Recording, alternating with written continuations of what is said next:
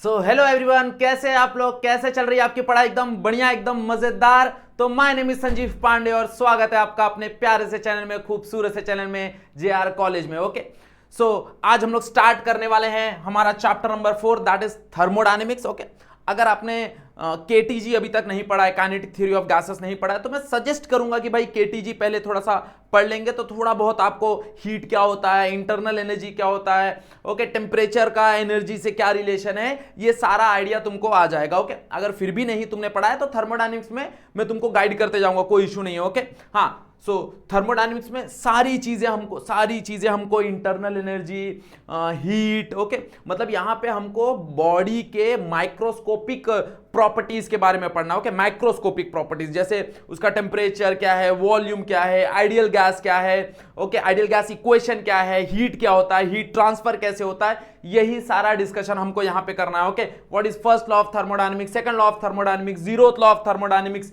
ये सारा का सारा टॉपिक हमको इस चैप्टर में पढ़ना है। ओके, थोड़ा भी टाइम वेस्ट नहीं करेंगे, बुक पेन लेके बैठ जाओ, अपने आप से नोट्स बनाना चालू करो, जो भी मैं टॉपिक बता रहा हूं, जो भी मैं पॉइंट्स दे रहा हूं, उसको नोट डाउन करना चालू करो, क्योंकि एट लास्ट वही चीजें तुमको मदद करेंगी। ओके, हाँ, बहुत लोग बोलते हैं सर नोट्स अवेलेबल नहीं है, नोट्स अवेलेबल नहीं है। वी आर ट्राइंग, बट मैं तुमको सजेस्ट करूंगा कि भाई एटलीस्ट अपना नोट्स खुद से बनाओ, वो बहुत ज्यादा बेनिफिशियल होता है। ओके, वहां पे जैसे ही तुमने अपना नोट्स खुद से बनाया, भाई तुमको बाकी चीजों की जरूरत नहीं पड़ेगी।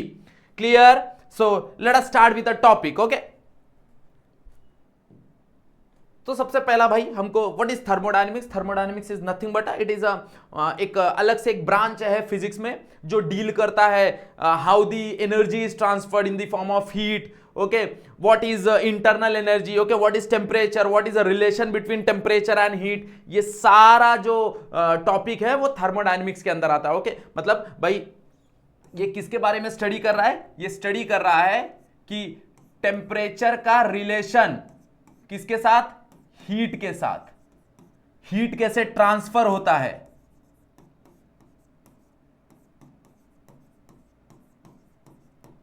हीट कैसे ट्रांसफर होता है। ओके, ये सारा चीज ओके, कैसे एनर्जी ट्रांसफर होती है in terms of work. Okay, मतलब यहां पे जो एनर्जी ट्रांसफर है वो दो तरीके से बताया गया है, एक बताया है वर्क के फॉर्म में और एक बताया है हीट के फॉर्म में। ओके, तो ये सारा का सारा जितना भी तुम ये देख रहे हो ना, सारा का सारा जो स्ट्रक्चर देख रहे हो, ये सारा का सारा स्ट्रक्चर आता है किसके अंडर? थर्मोडायनेमिक्स के अंदर। ओके, ये सारा का सारा थर्मोडायनेमिक्स के अंदर आता है। इसके अलावा भी बहुत सारी चीजें हैं, बट फिलहाल द बेसिक जो हमको इस चैप्टर में पढ़ना है वो यही पढ़ना है। Okay, clear? बात समझ आ रहा है? हाँ, यस और नो, हाँ या ना?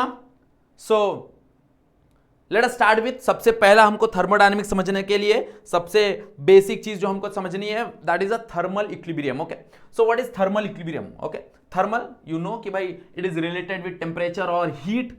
Equilibrium you know that is a balance condition. Okay, so the stable condition. Okay, तो let us try to understand with example. Okay, example से समझने की कोशिश करते हैं। लेट्स से यहां पे दो सिस्टम है, दो बॉडी है, this is let's say body A and let's say this is body B. Okay, let's say the temperature of the body A is 30 degree Celsius and let's say the temperature of the body B is 10 degree Celsius. Okay, let's say अब मैं ये दोनों body को close करता हूं, दोनों body को close करता हूं मतलब पास में लाता हूं, ऐसा क्लोज लाता हूं, ऐसे पास लाता हूं।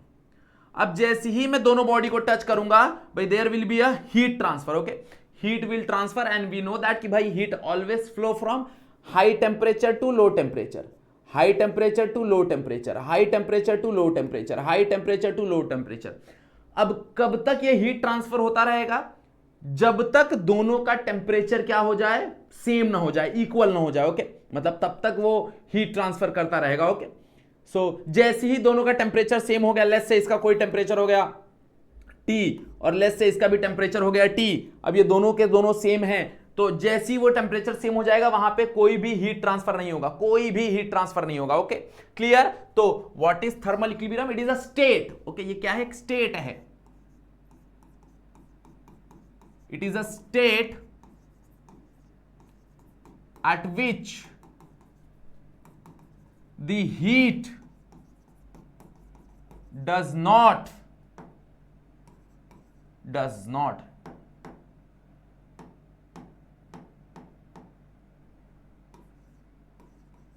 डज नॉट ट्रांसफर और एक्सचेंज ज्यादा अच्छा रहेगा, डज नॉट ट्रांसफर और एक्सचेंज,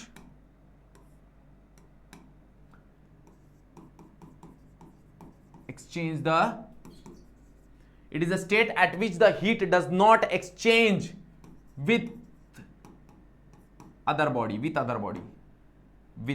not which, थोड़ा सा स्पेलिंग मेरा अजीब रहेगा, does not exchange with other bodies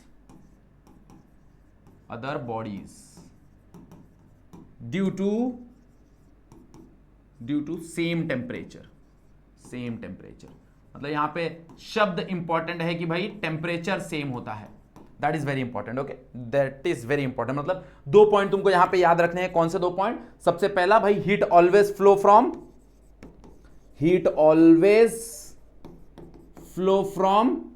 कहां से कहां तक? Heat always flow from hot body या फिर high temperature, okay, hot body लिख लो या फिर हाई टेम्परेचर लिख लो, high temperature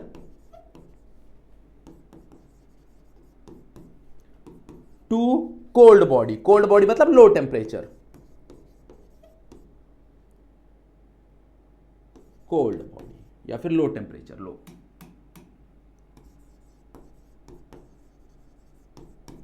temperature, okay, always heat always flow from high temperature to low temperature या फिर hot body to cold body, okay, समझा ये सब? कहानी समझ में आ रहा है या ना? और दूसरा पॉइंट याद रखना है भाई, जैसे ही टेम्परेचर सेम हो गए, okay, at same temperature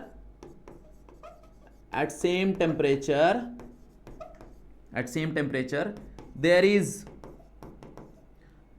no transfer of heat, okay, जैसे ही टेम्परेचर सेम हो गए भाई वहां पे कोई भी हीट ट्रांसफर नहीं होगा, ओके। मतलब मान लो टेक एग्जांपल हम देते हैं, एक कप है, चाय उसमें है, let's say this is the cup, इसके अंदर चाय रखा है and the temperature of that cup is let's से 80 degree Celsius, let's say, okay, 80 degree Celsius का कुछ चाय है। अब क्या होगा, हम लोग रखेंगे, धीरे धीरे क्या होगा भाई, ये जो चाय है यहां से गर्मी कहां जाना चालू होगी, बाहर जाना चालू होगी। जैसी गर्मी बाहर जाएगी और बाहर का जो टेम्परेचर है, रूम टेम्परेचर, उसको मान लेते हैं 25 डिग्री सेल्सियस, जैसे गर्मी बाहर जाएगी, इसका टेम्परेचर ड्रॉप होना चालू होगा, और जैसे ही भाई इसका टेम्परेचर मान लो कि 25 डिग्री सेल्सियस हो गया, उस चाय का टेम्परेचर जैसे ही 25 डिग्री सेल्सियस हो गया, there will be no transfer of heat, वहां पे हीट का कोई ट्रांसफर नहीं होगा, और भाई वहां पे दोनों के दोनों like this surrounding and this चाय वो किस में आ जाएंगे, वो आ जाएंगे थर्मल इक्विलिब्रियम में आ जाएंगे। क्या आ जाएंगे? थर्मल इक्विलिब्रियम में आ जाएंगे। अब यहां पे एक चीज नोट करना, अगर एक्चुअल में हम, इसलिए मैंने तुमको बोला कि भाई केटीजी अगर हमने पढ़ा होगा तो हमने कुछ और पढ़ा है, ओके। एक्चुअल में हमने पढ़ा है कि भाई तुमको याद होगा, मेरे ख्याल से वो साइंटिस्ट का नाम मुझे याद नहीं है, प्रीवोस्ट शायद थे नाम, शायद तक, ओके, तुम लोग एक बार चेक कर लेना। उन्होंने बोला था भाई द हीट ऑफ रेडिएशन, उन्होंने बोला था एट एवरी टेम्परेचर, अगर हम देखने जाए तो उनके हिसाब से क्या है, एट एवरी टेम्परेचर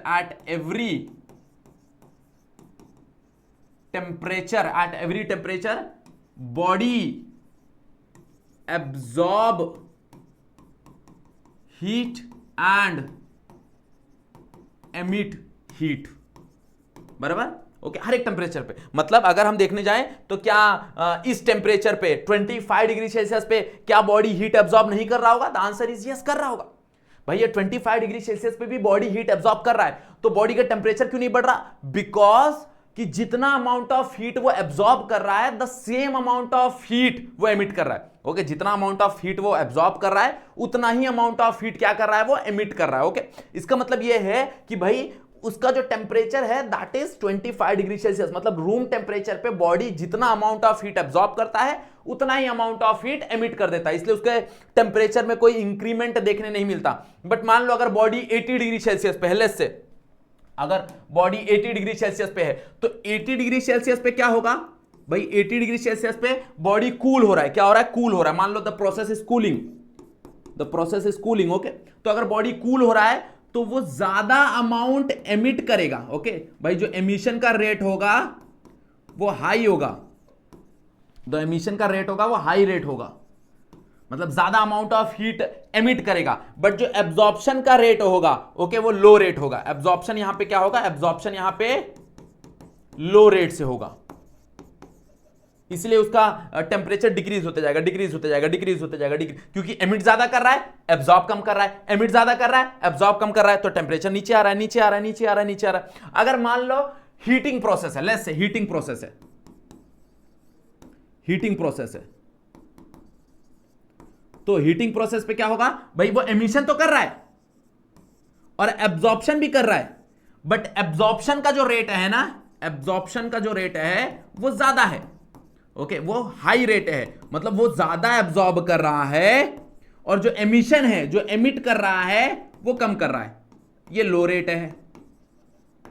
तो अब मान लो कोई चीज एमिट कम कर रही है बट एब्जॉर्प्शन ज्यादा कर रही है, एमिट कम कर रही है, एब्जॉर्प्शन ज्यादा कर रही है, तो टेम्परेचर क्या होगा, temperature will increase, okay temperature will increase. तो जब कभी भी, अब यहां पे ध्यान देना कि भाई एब्जॉर्प्शन और एमिशन ये दोनों एक ही बॉडी के, बोलते हैं ना एक ही कार्ड के दोनों साइड हैं, ओके ये दोनों एक साथ हो रहा है, दोनों एक साथ हो रहा है, मतलब eight the same time body is absorbing the heat, eight the same time body is emitting the heat, okay बस फर्क यह है कि भाई उनका रेट कैसा है, ओके द स्पीड, एब्जॉर्प्शन का स्पीड और एमिशन का जो स्पीड है वो कैसा है, उस पर डिसाइड होता है कि भाई it is a heating process और it is a cooling process, okay. अगर मान लो बॉडी रूम टेम्परेचर पे आ गई, अगर मान लो बॉडी रूम टेम्परेचर पे आ गई, ओके अब रूम टेम्परेचर पे क्या होगा भाई, जितना अमाउंट ऑफ हीट वो एमिट कर रहा है, जितना अमाउंट ऑफ हीट वो एमिट कर रहा है सेम रेट हो जाएगा दोनों का, सेम रेट, मतलब भाई दोनों का जो एब्जॉर्प्शन और एमिशन का जो रेट हो जाएगा वो सेम हो जाएगा। बोलो सही है? आई होप समझ में आया होगा कि भाई क्या ही कहानी चल रही है, ओके समझा। बट फिलहाल हम थर्मोडायनेमिक्स में ये मान के चलेंगे कि भाई there will be no exchange of heat, okay simple सी कहानी है समझने के लिए, कि हम ऐसा मान लेंगे कि भाई वहां पे कोई भी एक्सचेंज हो ही नहीं रहा हीट का, ओके बट एक्चुअल में क्या होता है, एक्चुअल में मैंने तुमको समझाया कि एक्चुअल में this is the process, actual में this is the process, okay clear, समझ में आ गया हाँ या ना? हाई होप कि भाई थर्मल इक्विलिब्रियम की कहानी समझ में आई होगी, ओके थर्मल इक्विलिब्रियम मतलब क्या, अगर दो बॉडी के पास सेम टेम्परेचर है तो there will be no heat exchange between the bodies, okay और between the bodies and surrounding, surrounding से ना ही हीट आएगा ना ही हीट जाएगा, बॉडी के बीच में है तो ना ही ये बॉडी से ये बॉडी हीट जाएगी ना ही ये बॉडी से ये बॉडी हीट जाएगी, सिंपल सी कहानी है। यस और नो, हाँ या ना, ओके बहुत बढ़िया, चलो आगे बढ़ते हैं। So next zeroth law, okay अब बहुत अच्छा लॉ है जीरोथ लॉ। क्या है जीरोथ लॉ? ओके अब मान लो कि we have a 3 system, let's say अपने पास 3 सिस्टम है, लेट्स से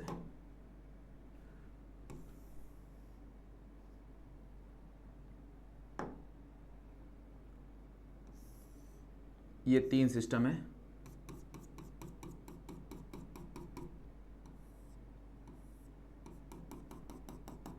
ओके 3 सिस्टम है, ओके अब मान लो एग्जाम्पल के तौर पे ये सिस्टम ए ले लेते हैं, ये सिस्टम बी ले लेते हैं, ये सिस्टम सी ले लेते हैं, ओके अब what is zeroth law of thermodynamics state that कि अगर A is in system A, हा system A is in thermal equilibrium with system C, okay मतलब अगर सिस्टम ए है किसके साथ, थर्मल इक्विलिब्रियम में सिस्टम सी के साथ, किसके साथ, सिस्टम सी के साथ, एट द सेम टाइम कोई सिस्टम बी है, वो है thermal equilibrium, is in thermal equilibrium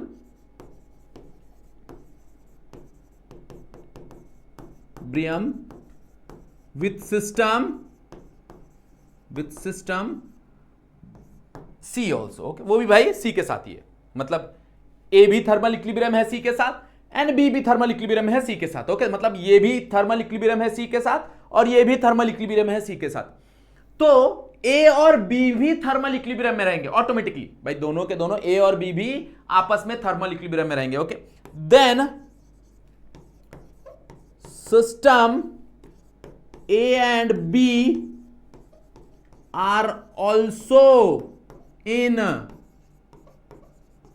thermal equilibrium, ओके मतलब भाई अगर ए सी के साथ थर्मल इक्विलिब्रियम में है, बी सी के साथ थर्मल इक्विलिब्रियम में है, तो ए और बी दोनों के दोनों आपस में थर्मल इक्विलिब्रियम में आ जाएंगे। क्लियर, कहानी समझ में आ रहा है? यस और नो? ओके, लाइक इसको एक डायग्राम से मैं रिप्रेजेंट कर देता हूं। लेट्स से कि ये ऐसा है, लेट्स से ये ए है, ये बी है और ये सी है, लेट्स से, और ये इसके साथ थर्मल इक्विलिब्रियम में है। ओके, ये क्या है? इसके साथ थर्मल इक्विलिब्रियम है। क्या है? थर्मल इक्विलिब्रियम में है, ऐसा। ओके, अब मान लो भाई ये जो बी है ये भी इसके साथ थर्मल इक्विलिब्रियम में है, ये भी इसके साथ थर्मल इक्विलिब्रियम में है। ओके, ये भी इसके साथ थर्मल इक्विलिब्रियम में है। तो इन दोनों का जो रिजल्टेंट होगा कि भाई ए और बी भी आपस में थर्मल इक्विलिब्रियम में रहेंगे। ए और बी भी आपस में क्या रहेंगे? थर्मल इक्विलिब्रियम में रहेंगे। क्लियर, बात समझा? यस और no? Okay, this is nothing but a zeroth law of thermodynamics. Okay, this is nothing but a zeroth law of thermodynamics. Okay, समझ में आया? Zeroth law of thermodynamics. Okay, अब ये जीरोथ लॉ क्यों बोलते हैं, इसके पीछे अच्छी कहानी। ओके, तो मैं चाहूंगा कि भाई आप लोग इसके बारे में पढ़ो और आप लोग मेरे को कमेंट करके बताओ कि भाई इसको जीरोथ लॉ क्यों बोला जाता है। Okay, why not first law, why already we have first law, तो why it is called as zeroth law, क्यों first law नहीं बोला गया ऐसा। ओके, तो ये खुद से रिसर्च करो एंड भाई इट इज नॉट कि भाई तुमको एग्जाम में ये पूछा जाएगा। Okay, it is just because of your curiosity. Okay, तो अगर तुमको क्यूरियोसिटी है तो खुद से रिसर्च करो और मुझे कमेंट बॉक्स में जरूर बताना कि भाई तुमने इसके ऊपर रिसर्च किया हुआ है। Okay, why it is called as zeroth law। Clear, समझ में आ गया कहानी? ओके, चलो आगे बढ़ते हैं। सो नेक्स्ट हम डिस्कस करेंगे अबाउट हीट। ओके, जो कि हमने बेसिक थोड़ा सा डिस्कशन कर लिया है हीट के बारे में, but also let us start with common discussion कि भाई हीट क्या होता है। ओके, सबको पता है। ओके, हमको सबको पता है हीट क्या होता है, थोड़ा सा समझने की कोशिश करते हैं। देखो, सबसे पहला स्टेटमेंट जो कि तुमको पता है कि भाई it is a form of energy. Form of energy, भाई it is a form of energy, इसमें कोई गलत बात नहीं है, सबको ये पता है कि भाई it is a form of energy. Okay, अब व्हाट इज एक्चुअल, भाई व्हाट इज हीट? तो it is just a mode of transfer to energy, that is अच्छा रहेगा। ओके, या फिर ऐसे बोल सकते हैं it is a non mechanical way to transfer energy. Okay, भाई हीट क्या है? It is non mechanical way, non mechanical way to transfer the energy। okay, it is a non mechanical way to transfer the energy। भाई ये एक non mechanical वे है। Okay, मतलब यहां पे कोई मोशन नहीं हो रहा, कोई मैकेनिकल मूवमेंट नहीं हो रहा। ओके, मैकेनिकल वे मतलब यहां पे कोई मैकेनिकल मूवमेंट नहीं हो रहा, नो मैकेनिकल मोशन और मैकेनिकल मूवमेंट,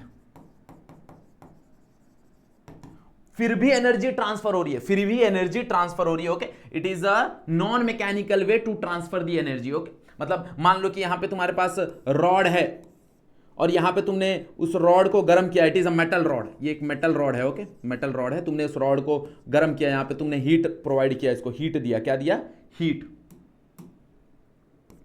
ये तुम उसको हीट दे रहे हो, तो अब क्या होगा भाई, ये हीट जो है अंदर ही ट्रैवल होगा और ट्रैवल होगा और यहां पे वो हीट अपने आप पहुंच जाएगा, हीट यहां पे अपने आप पहुंच जाएगा। ये मतलब ये जो एरिया है ये भी हीट हो जाएगा। ओके, मतलब यहां पे जो हीट, यहां पे एक तरह से एनर्जी ट्रैवल हुई। ओके, यहां पे एक तरह से क्या ट्रैवल हुआ? एनर्जी ट्रैवल हुआ। ओके, कैसे ट्रैवल हुआ भाई? In the form of heat. Okay, energy travel हुआ in the form of heat. Clear, yes और नो? हाँ या ना? अब हमारे पास तीन तरह के याद होगा अगर तुमको भाई, कंडक्शन, कन्वेक्शन, रेडिएशन हमने पढ़ा था भाई। तीन तरह के हीट ट्रांसफर होते हैं, कंडक्शन, कन्वेक्शन एंड रेडिएशन। ये हमने केटीजी में पढ़ा था। मैंने इसलिए तुमको बोला कि भाई अगर तुम केटीजी पढ़ लोगे तो थोड़ा सा कहानी यहां पे तुमको समझ में आने चालू हो जाएगा। Okay, conduction, convection and radiation. Okay, हमारे पास तीन तरह के मोड ऑफ हीट ट्रांसफर थे। अगर तुमने ये नहीं पढ़ा तो यू कैन रेफर केटीजी, हमारे पास ऑलरेडी जो वीडियोस हैं वो अपलोडेड है, तो तुम वहां पे जाके रेफर कर सकते हो भाई what is conduction, convection and radiation. Okay, conduction और कन्वेक्शन तुमको 11th में मिलेगा, दैट इज थर्मल प्रॉपर्टीज, और रेडिएशन तुमको मिलेगा 12th में केटीजी में। ओके, क्लियर, बात समझ में आ रही है? ओके, समझ में आ गया भाई व्हाट इज हीट? तुमको पता है भाई इसका जो यूनिट होगा वो जूल होगा। ऐसा यूनिट जो रहेगा वो जनरली हम लोग इसको जूल में मेजर करेंगे, हाँ या ना? ओके, अगर तुम सीजीएस यूनिट देखने जाओगे तो ये अर्ग होगा। ओके, कहीं कहीं ये अगर न्यूटन मीटर भी लिखा रहे तो भी चलेगा, क्योंकि it is equivalent to newton metre. Generally लिखते नहीं है, बट न्यूटन मीटर भी लिखा जा सकता है, कोई प्रॉब्लम नहीं। ओके, जनरली वर्क को न्यूटन मीटर में लिखते हैं, एनर्जी को जनरली जूल में लिखा जाता है, बट अगर न्यूटन मीटर भी दिखा तो समझ जाना वो जूल ही है। क्लियर, यस और नो, हाँ या ना? ओके, अब मान लो कि भाई हमारे पास एक सिस्टम है, मान लो हमारे पास एक सिस्टम है। अब सिस्टम क्या कर सकता है भाई? सिस्टम या फिर हीट एब्जॉर्ब कर सकता है या फिर हीट एमिट कर सकता है। ओके, जैसे मान लो कि we have a system here. Okay, तो अगर मान लो ये सिस्टम हीट एब्जॉर्ब कर रहा है, क्या कर रहा है? हीट एब्जॉर्ब कर रहा है। यहां पे हीट एब्जॉर्ब, अगर यहां पे हीट एब्जॉर्प्शन हो रहा है, क्या हो रहा है? हीट एब्जॉर्प्शन हो रहा है, तो the temperature of the system will increase. तो temperature of system will increase.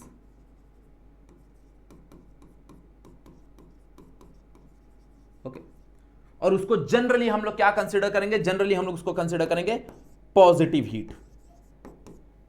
Okay, clear? अब ये थोड़ा साइन कन्वेंशन पे थोड़ा सा ध्यान देना, क्योंकि हम अगर देखने जाएं तो जब केमिस्ट्री में तुम लोग थर्मोडायनेमिक्स पढ़ोगे तो केमिस्ट्री का जो थर्मोडायनेमिक्स है ना, उसमें साइन कन्वेंशन थोड़ा सा अलग है। ओके, तो उस चीज पे थोड़ा सा ध्यान देना कि भाई वहां पे साइन कन्वेंशन थोड़ा सा अलग है। ओके, तो अगर हीट एब्जॉर्प्शन हो रहा है और the temperature of the system is increasing, okay, अगर वो हीट एब्जॉर्प्शन हो रहा है तो temperature of the system is increasing, and अगर temperature of the system increase हो रहा है तो उसको हम लोग पॉजिटिव हीट पकड़ेंगे। ओके, क्लियर, यस और नो, हाँ या ना?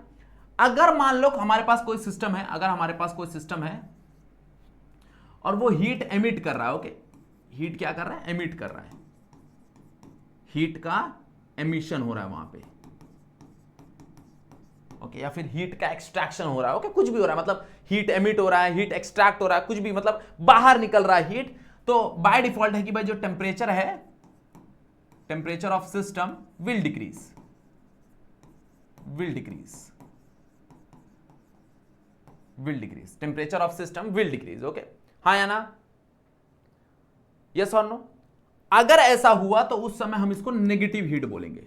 नेगेटिव हीट मतलब जो साइन कन्वेंशन होगा वो नेगेटिव होगा, वो हीट का जो साइन कन्वेंशन होगा वो नेगेटिव होगा। मतलब यहां पे तुम्हारा जो क्यू रहेगा दैट इज पॉजिटिव, और यहां पे जो तुम्हारा क्यू रहेगा दैट इज नेगेटिव। यहां पे जो क्यू रहेगा that is negative, positive negative, positive Q negative Q. Clear, बात समझ में आ रहा है? यस और नो, हाँ या ना? ओके, कहानी समझ में आ रही है कि भाई हीट एब्जॉर्प्शन हुआ तो पॉजिटिव, हीट रिजेक्शन हुआ तो हीट नेगेटिव। क्लियर, हाँ या ना? ओके, बहुत बढ़िया। चलो next, next is your internal energy. अब कहीं ना कहीं हमने इंटरनल एनर्जी के बारे में थोड़ा बहुत तुमको याद होगा, तो हमने केटीजी में पढ़ा है। Okay, like what is internal energy? भाई इंटरनल एनर्जी क्या है कि भाई मान लो कि अगर तुम्हारे पास कोई गैस है तो वो गैस के पास कौन कौन सी एनर्जी है? ओके भाई, वो गैस है, अब इन दोनों गैस के बीच में बहुत सारी एनर्जी है। सबसे पहला होगा यहाँ पे इनके बीच में कोई तो फोर्स ऑफ अट्रैक्शन होगा, तो पोटेंशियल एनर्जी होगी, फिर न्यूक्लियर एनर्जी होगी, बहुत सारे एनर्जी, मतलब बहुत ये रैंडम मोशन कर रहे हैं तो रैंडम मोशन की वजह से काइनेटिक एनर्जी होगी। वो सारे एनर्जी को क्लब अप करके हम लोग ने एक सिंगल नाम दिया, that is internal energy, that is internal energy. Okay, but अगर तुमको याद होगा तो हमने एक चीज पढ़ा था कि भाई हम जो गैस कंसिडर करते हैं that is the ideal gas. Okay, that is the ideal gas. तो आइडियल गैस में हम सिर्फ ये मानेंगे कि भाई हम जो कंसिडर कर रहे हैं वो आइडियल गैस है। तो for ideal gas the random motion of molecule, okay, for ideal gas the random motion of molecule, for ideal gas the random motion of molecule has kinetic energy, yes or no? for ideal gas, हाँ मैंने ideal लिख दिया, ideal gas the random motion of molecule has kinetic energy, and that kinetic energy, okay, that kinetic energy is considered as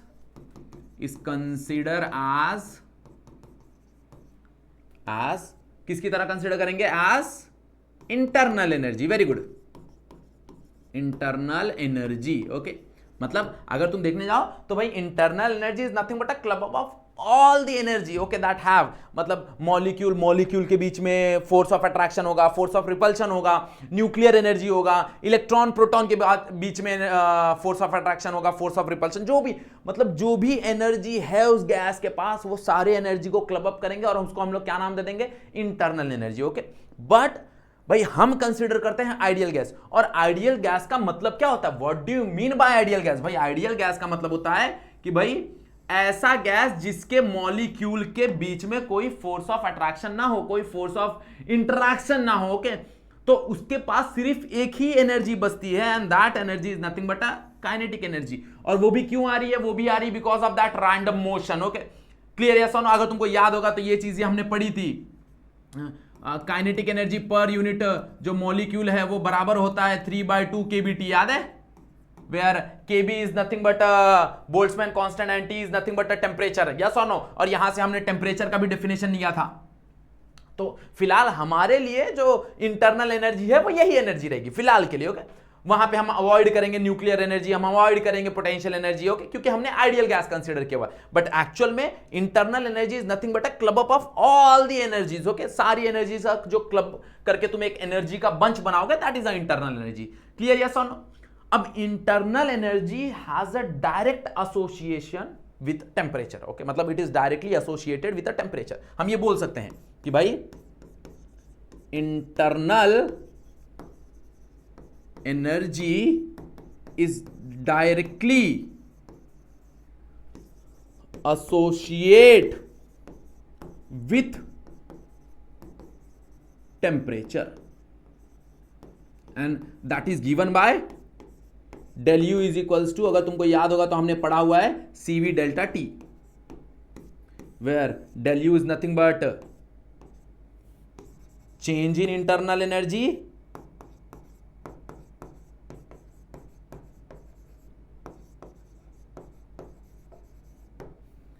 N is nothing but a number of mole, CV is nothing but a specific heat capacity at constant volume, and del T is nothing but a change in temperature. बोलो सही है या सुनो, ये हमने पढ़ा हुआ है, del U is equal to NCV delta T, हाँ या ना? तो this is the internal energy okay. अब internal energy is directly associated with temperature. भाई जो इंटरनल एनर्जी है that is directly associated with temperature. मतलब अगर यहां पे हम समझने जाएं तो ये मैं बोल सकता हूं कि अगर मैंने सिस्टम को हीट दिया ओके, अगर मैंने यहां पे हीट दिया, क्या दिया, हीट दिया, तो इसका इंटरनल एनर्जी, क्योंकि टेम्परेचर बढ़ रहा है, तो टेम्परेचर बढ़ रहा है तो इसका internal energy will increase, yes और नो? ओके, हाँ या ना? ओके, जनरली ऐसा हर बार होगा? The answer is no. बहुत सारे ऐसे प्रोसेस हैं जहां पे तुम हीट दोगे और उसका इंटरनल एनर्जी नहीं बढ़ेगा, बट जनरली अगर तुम हीट दोगे तो internal energy will increase, yes और नो? हाँ या ना? और अगर तुम हीट एमिट कर रहे हो, मतलब यहां से हीट एक्सट्रैक्ट कर रहे हो, हीट अगर एमिट कर रहे हो, ये तुमने हीट एब्जॉर्ब किया, मतलब हीट तुमने सप्लाई किया सिस्टम को, हीट एब्जॉर्प्शन हुआ, यहां पे क्या हुआ, एब्जॉर्प्शन। तो अगर हीट एब्जॉर्प्शन हुआ तो भाई जनरली इसका इंटरनल एनर्जी विल इंक्रीज, और अगर हीट का एमिशन हुआ तो internal energy will decrease okay, will decrease, internal energy will decrease generally. ये जनरली बात हो रही है, ऐसा नहीं होगा कि हर एक प्रोसेस में ऐसा होने वाला है क्या? The answer is no. हमारे पास कुछ ऐसे प्रोसेस भी हैं जहां पे हम हीट सप्लाई करेंगे और इंटरनल एनर्जी नहीं इंक्रीज होगा ओके। मैं जनरली बात कर रहा हूं ओके। क्लियर, यस और नो? कहानी समझ में आ रहा है कि नहीं समझ में आ रहा है? समझ में आ गया what is internal energy? Okay, next is work okay. Let us talk about work. देखो वर्क की कहानी बहुत आसान है, हमने पढ़ा हुआ है, वर्क का बेसिक डेफिनेशन हमने पढ़ा हुआ है। What is the basic definition of work? That is force into change in displacement, अगर तुमको याद होगा, यस और no? Okay, that force into change in displacement, याद है सबको, यस और नो? हाँ या ना, यस और नो, यस। अब यहां पे अगर हम देखने जाएं तो जनरली जो फोर्स है इन टर्म्स ऑफ प्रेशर, यहां पे क्योंकि हम जनरली कंसीडर करते हैं पिस्टन, यहां पे ज्यादा करके हमको जो कंडीशन लगेगा वो पिस्टन का लगेगा। हम सारा चीज पिस्टन के बारे में पढ़ेंगे। तो मान लो अगर ये पिस्टन है, ये सिलेंडर है, this is piston and this is cylinder, okay, और इसके अंदर गैस रखा है, okay, that is your ideal gas, यहां पे आइडियल गैस रखा है। तो यहां पे जो डिस्प्लेसमेंट होगा वो एक्चुअल में पिस्टन का होगा, और यहां पे जो फोर्स लगेगा ड्यू टू वो प्रेशर लगेगा। तो हम यहां पे फोर्स को प्रेशर में कन्वर्ट कर देते हैं।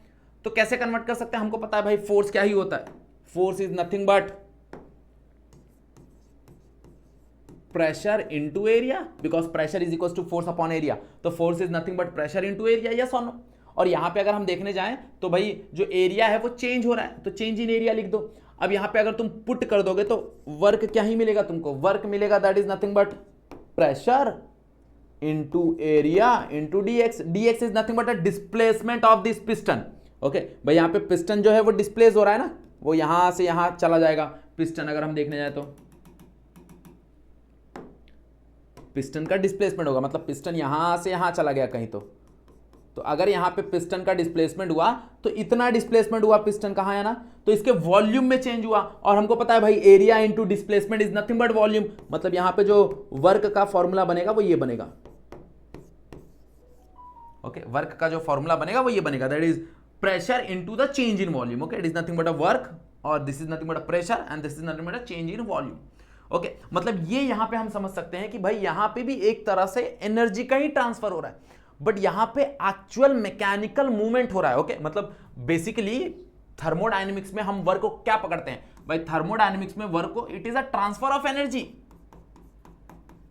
It is a transfer of energy. ये एनर्जी का ही ट्रांसफर हो रहा है with mechanical movement, with actual mechanical movement, with actual mechanical movement. मतलब यहां पे भाई जो तुम्हारा एनर्जी है वो एक्चुअली मूव हो रहा है ड्यू टू मैकेनिकल मूवमेंट। जैसे मान लो यहां पे हमारे पास एक रिमोट है, यहां पे हम लोग एक मैकेनिज्म बना दिया। अब जैसे मैं ये टर्न कर रहा हूं ये भी टर्न हो रहा है, मतलब जैसे मैं इसको टर्न कर रहा हूं ये भी टर्न हो रहा हूं। तुमने हैंडपंप देखा है, हैंडपंप देखा है भाई, हम लोग इस हैंडल को प्रेस करते हैं तो वहां पे दूसरा हैंडल मूव होता है। तो it is nothing but energy transfer ना, एक तरह से एनर्जी ट्रांसफर हो रहा है, बट वो एनर्जी ट्रांसफर कैसे हो रहा है, मैकेनिकली हो रहा है, ओके। तो that is called as work, उसको ही हम लोग वर्क बोलते रहे। तो it is a transfer of energy with actual mechanical movement. Heat में क्या होता है भाई, हीट में एनर्जी ट्रांसफर होता है बट एक्चुअल मैकेनिकल मूवमेंट वहां पे नहीं होता। क्लियर बात समझ आ रहा है, यस और नो। मतलब यहां पे हमारे लिए जो वर्क का फॉर्मूला रहेगा वो ये रहेगा, ओके। यूनिट भाई इसका भी यूनिट जूल रहेगा, इंटरनल एनर्जी उसका भी यूनिट जूल ही रहने वाला है, ओके। यस और नो, कहानी समझ में आई कि नहीं समझ में आया एवरीवन, हाँ या ना, ओके। अब यहां पे देखो, अब यहां पे भी हम ये समझ सकते हैं कि भाई अगर मान लो मैं सिस्टम पे, अगर मान लो मेरे पास, मैं सेम हम लोग यही कंसीडर करेंगे, सिलेंडर ही कंसीडर करेंगे। तो मान लो यहां पे मेरे पास एक सिलेंडर है, लेट्स से ये एक पिस्टन है, सिलेंडर पिस्टन यहां पे हम कंसीडर करेंगे,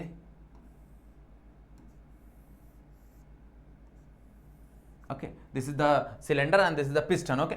अब मान लो कि अगर यहां पे मैंने वर्क किया, मतलब यहां पे बेसिकली मैं इस पिस्टन को नीचे दबा रहा हूं, मैं इस पिस्टन को नीचे दबा रहा हूं। तो अगर मैं इस पिस्टन को नीचे दबाऊंगा तो यहां पे जो गैस है ना उसकी इंटरनल एनर्जी बढ़ जाएगी, उसकी इंटरनल एनर्जी बढ़ जाएगी। मतलब जो भी यहां पे मैं गैस प्रोवाइड करूंगा उसकी इंटरनल एनर्जी बढ़ जाएगी। मतलब यहां internal energy will increase due to work done on system, on system. मतलब भाई यहां पे ये जो गैस है ये हमारे लिए सिस्टम है। सिस्टम क्या होता है भाई, जहां पे कोई भी रिएक्शंस हो रहे हैं या फिर जहां पे कहीं पे भी टेम्परेचर इंक्रीज या डिक्रीज हो रहा है या फिर कोई ऐसा सब्सटेंस जो हीट एक्सचेंज कर रहा है, that is called as system, okay. तो यहां पे जो हमारे लिए गैस है this is nothing but a system. Generally हमारे लिए जो सिस्टम है वो हमारे लिए आइडियल गैस ही होगा। इस चैप्टर में तो पूरा आइडियल गैस ही होगा, ओके। मतलब हमारे लिए जो सिस्टम है, अगर मैंने सिस्टम बोला तो मतलब indirectly we are talking about that ideal gas. Okay, generally तुम बाइक में तुमने जो फ्यूल डाला है that is a system. Okay, जहां पे आग लग रहा है, जहां पे हीट एक्सचेंज हो रहा है, जिसकी वजह से हीट एक्सचेंज हो रहा है, that is called a system. तो अगर मैंने वर्क डन किया सिस्टम पे, मतलब यहां पे पिस्टन को मैं दबा रहा हूं, अब मैं दबा रहा हूं सिस्टम को, मतलब मैं वर्क कर रहा हूं, पिस्टन दबा रहा है। ओके, मतलब सराउंडिंग वर्क कर रहा है किसके ऊपर? सिस्टम पे। Okay, internal energy will increase due to the work done on system by surrounding. Okay, by piston, piston बोल दो या फिर सराउंडिंग बोल दो। ओके, ऐसे वर्क को हम लोग लेंगे नेगेटिव। ये नेगेटिव वर्क होगा, याद रखना, ये नेगेटिव वर्क होगा। ओके, बिकॉज अब इसको कैसे समझेंगे ये नेगेटिव वर्क है? Because the system decreasing the volume. Okay, because the volume is decreasing. Okay, ऐसे याद रखना, the volume is decreasing, decreasing. यहां पे वॉल्यूम क्या हो रहा है? डिक्रीज हो रहा है। अब मान लो सेम कहानी। ओके, सेम कहानी, सेम टू सेम कहानी।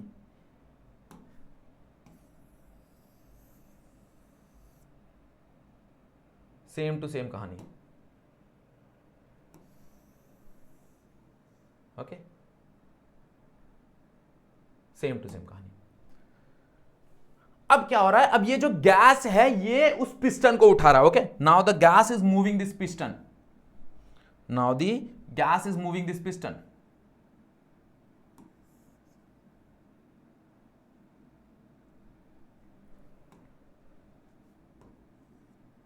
मतलब गैस किसी तरीके से तो एक्सपांड हो रहा है और ये गैस अब पिस्टन को मूव कर रहा है। ओके, अब सिंस गैस पिस्टन को मूव कर रहा है, मतलब कहीं ना कहीं भाई इंटरनल एनर्जी क्या हो रही है? इंटरनल एनर्जी डिक्रीज हो रही है। लेट्स से थोड़ी देर के लिए भाई, क्योंकि वो अपना एनर्जी यूज कर रहा है just to pull that piston up. Okay, push that piston up, pull नहीं, पुश दैट पिस्टन अप। तो यहां पे क्या होगा? यहां पे internal energy will decrease, internal energy will decrease. And work कौन कर रहा है भाई? Work done by system. अब सिस्टम वर्क कर रहा है, वो गैस एक्सपांड कर रहा है। Okay, work done by system on the surrounding. Surrounding मतलब हमारे लिए वो पिस्टन रहेगा, यस और नो? पिस्टन। ओके भाई, वो पिस्टन पे काम कर रहा है, हाँ या ना, यस और नो? मतलब यहां पे जो वर्क होगा that will be positive work, क्योंकि यहां पे द वॉल्यूम इज इंक्रीजिंग। तुम ऐसे समझ सकते हो, the volume is increasing. Okay, तुम ऐसे समझ सकते हो। मतलब अगर भाई वॉल्यूम डिक्रीज हो रहा है, मतलब अगर पिस्टन कंप्रेस हो रहा है, ओके, मतलब पिस्टन इस सिस्टम को डिक्रीज कर रहा है, इसका मतलब यह है कि भाई यहां पे वॉल्यूम डिक्रीज हो रहा है, मतलब negative work. Eight the same time अगर यहां पे अगर हम देखने जाएं कि भाई जो पिस्टन है वो एक्सपांड हो रहा है, मतलब सिस्टम उस पिस्टन को उठा रहा है, तो अगर सिस्टम उस पिस्टन को उठाएगा मतलब यहां पे पॉजिटिव वर्क होगा। क्या होगा? पॉजिटिव वर्क होगा। ओके, यहां पे sign convention is very important, याद रखो, very important. The sign convention is very very very important. Clear? बात समझा सबको एवरीवन? यस और नो? समझ में आया? What is heat, what is internal energy, what is work? Okay, अब ये कैसे रिलेटेड है एक दूसरे से, ये हमको बताता है first law of thermodynamics. Okay, so next lecture में हम लोग डिस्कस करेंगे फर्स्ट लॉ ऑफ थर्मोडायनेमिक्स। फिलहाल के लिए आज के लेक्चर में इतना ही रखते हैं। ओके, अगर कुछ डाउट है तो तुम कमेंट करके बता सकते हो, या फिर मैंने तुमको बताया कि भाई यहाँ पे मैसेज कर सकते हो, इंस्टाग्राम में मेरे को डीएम कर सकते हो, कोई इशू नहीं है। ओके, और अपने नोट्स खुद से बनाओ। ओके, सारे के सारे चीजें, सारे के सारे डेटा तुम्हारे पास है, एवरीथिंग इज गिवन, जस्ट, और या फिर स्क्रीनशॉट ले सकते हो। भाई मैं साइड में हटता ही रहता हूं, take a screenshot and collect your notes. Okay, जितना तुम नोट्स खुद से बनाओगे उतना ज्यादा तुम्हारे लिए फायदा रहेगा। ओके, मैं जनरली ट्राई करता हूं भाई कि मैं सिंपली कोई चीजें प्रोवाइड ना करूं, क्योंकि अगर तुमको वो जरूरत होगा तो बाय डिफॉल्ट मुझे पता है कि तुम उतने सिंसियर हो कि तुम अपने से बना लोगे। ओके, अगर उसके बाद भी तुमको कुछ डाउट आ रहा है तो you can message me. Okay, कि सर ये चीजें हैं, हम लोग वहां पे डिस्कस कर लेंगे। ओके, चलो, सो आज का लेक्चर यहीं पे एंड करते हैं। आज के लिए बस इतना ही। That's it for today. Thank you so much everyone. Okay, next lecture में मिलते हैं।